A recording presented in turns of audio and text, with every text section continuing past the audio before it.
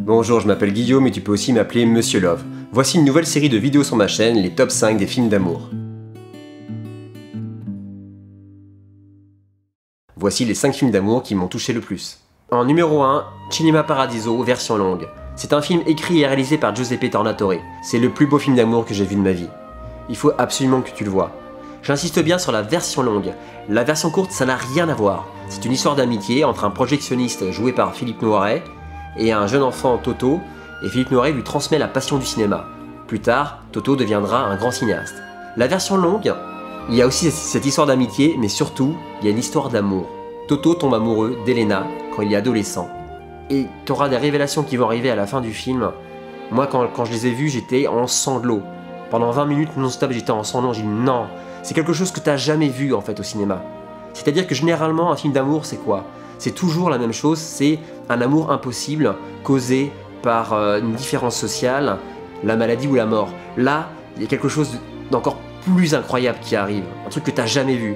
Il faut vraiment que tu vois ce film. En France, ils ont diffusé que la version courte au cinéma. La version longue n'a été diffusée qu'une seule fois à la télévision.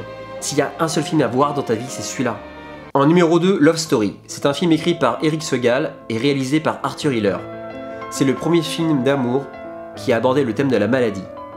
Après, il y a eu beaucoup de films d'amour sur la maladie. Il y a eu Nos étoiles contraires, il y a eu N'oublie jamais.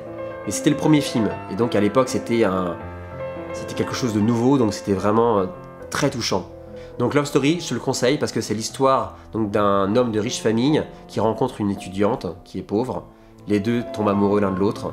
Les familles ne veulent pas, enfin là, surtout c'est la famille de l'homme. Et après, ils vont vivre des épreuves très difficiles. En numéro 3, Les Parapluies de Cherbourg, un film écrit et réalisé par Jacques Demy. C'est une comédie musicale, c'est sur le thème de l'amour. C'est l'histoire d'une jeune fille qui tombe amoureuse d'un jeune homme, un garagiste, qui doit partir faire la guerre en Algérie. En numéro 4, N'oublie jamais, en anglais The Notebook, est un film inspiré du livre de Nicholas Sparks et réalisé par Nick Cassavetes. C'est un film d'amour magnifique qui aborde les thèmes de la maladie et de la différence sociale. À chaque fois que je vois ce film, ça me fait pleurer parce qu'à un moment donné du film, il y a une révélation qui est vraiment très belle. Et là, vraiment, regarde ce film, il est très beau. En numéro 5, Titanic en anglais. C'est un film écrit et réalisé par James Cameron. C'est un chef-d'œuvre. Bon, je pense que tu as vu le film, puisque c'est le plus gros carton du cinéma. Le film dure 4 heures, mais tu ne vois pas le temps passer. Et à chaque fois que je le vois, je pleure.